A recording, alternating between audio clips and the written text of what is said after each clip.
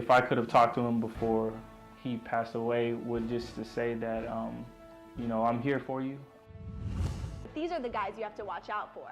The German cockroach, it comes around looking for your food and things to eat. This is Northeast Georgia's only local source for TV news. From the Grady College at the University of Georgia, this is Grady Newsource.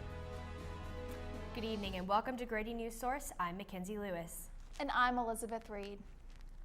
The search is on for a new superintendent for the Clark County School District, but it's not on the agenda for the board meeting that will start a little less than an hour from now.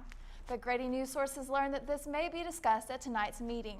Reporter Taylor Cromwell is live at the Athens Community Career Academy with the latest on the meeting's agenda.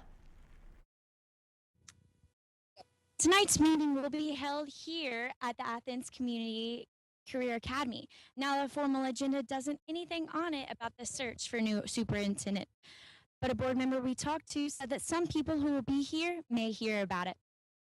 The agenda has several points that the board will cover, but the search for a new superintendent is not one of them. Current Superintendent Philip D. Leno has already announced he'll be stepping down in the spring. District 6 Representative and President of the Board of Education, Charles Worthy, also serves on the evaluation of the Superintendent Committee. He says it is still too premature to comment on the search for a new superintendent, but he says the agenda tonight will be amended and those attending the meeting may hear more about the superintendent matter. This board meeting is open for the public to attend. The meeting begins at 6 p.m. here at the Athens Community Career Academy. The school district hasn't yet commented on the school search. A new superintendent isn't the only thing that could be changing in local education. Governor Nathan Deal has proposed an amendment to the Georgia Constitution that will affect the state's involvement in local school boards. Some school districts in the area don't like it.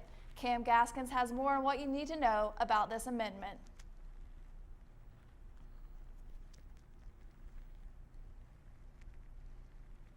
So this new amendment is called the Opportunity School District Amendment, and it will give the State Board of Education the power to step in and aid schools that are considered to be failing.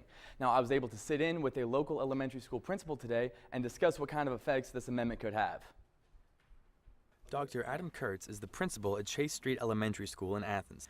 Kurtz says that his main goal is to make sure that his kids have the best shot at a good education, and he believes that the Opportunity School District Amendment to the Georgia Constitution will hurt the chances for local school boards to hire the best teachers. The more that teaching is mechanized through state law, and the more that autonomy is removed from the professionals, the less able we are to attract highly motivated professional teachers. However, there are certain groups that believe this amendment will provide a more personalized treatment for underprivileged school systems. In a statement from the Georgia Leads Group, spokesman Alyssa Botts claims that instead of a one-size-fits-all approach, the OSD addresses each failing school individually to provide flexibility and ensure that the needs of the students, parents, and teachers are met to improve the school's performance. So here are some of the basics of what you need to know heading into the polls to vote on the Opportunity School District. First, it would require an amendment to the Georgia State Constitution.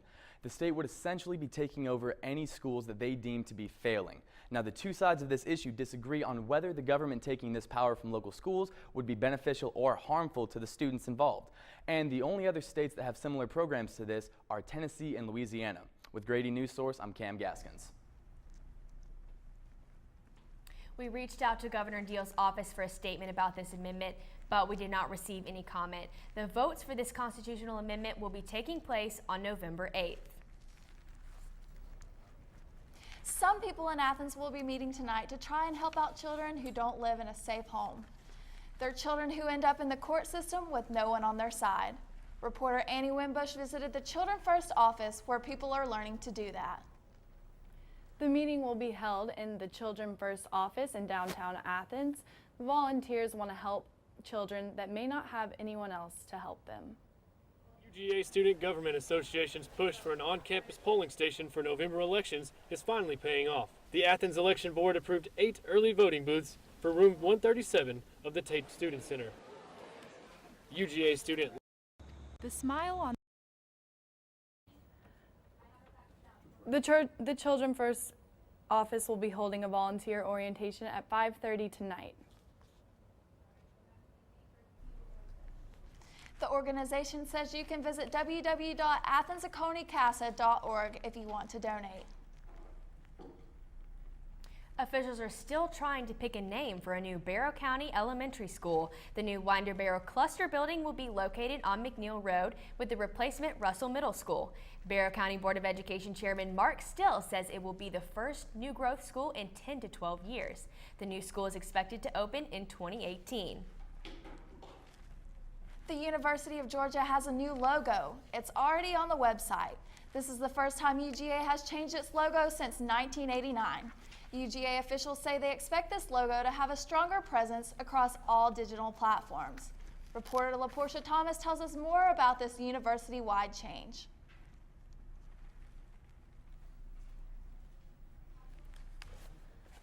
Across campus, University of Georgia revealed its new logo earlier this week.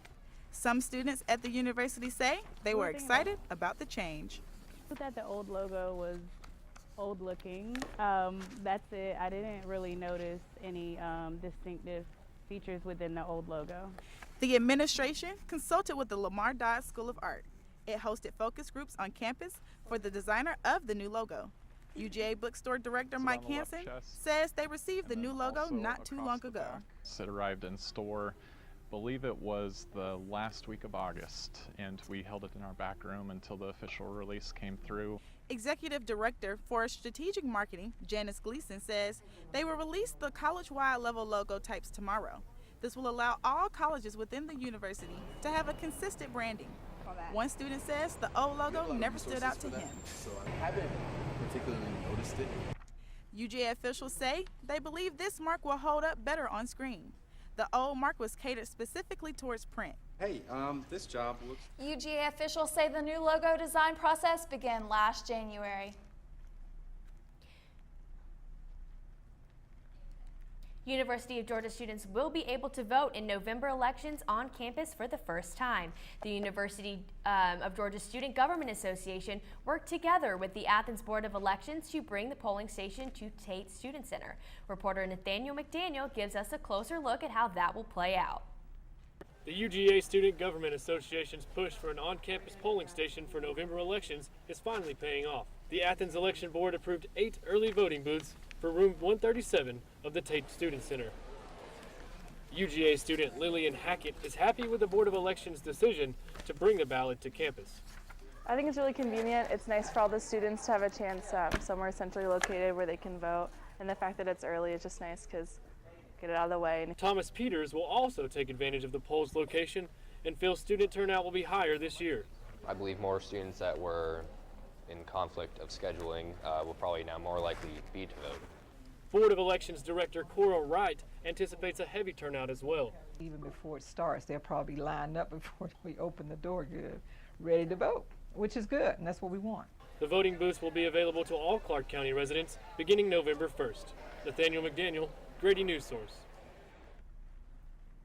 Voting booths will open at 8 a.m. on November 1st in room 137 at the Tate Student Center. Lions, tigers, and cockroaches? Oh my! Stay tuned for ways on how to keep these unwanted friends out of your homes. It says you need people skills. Check. Driver's license. Check. And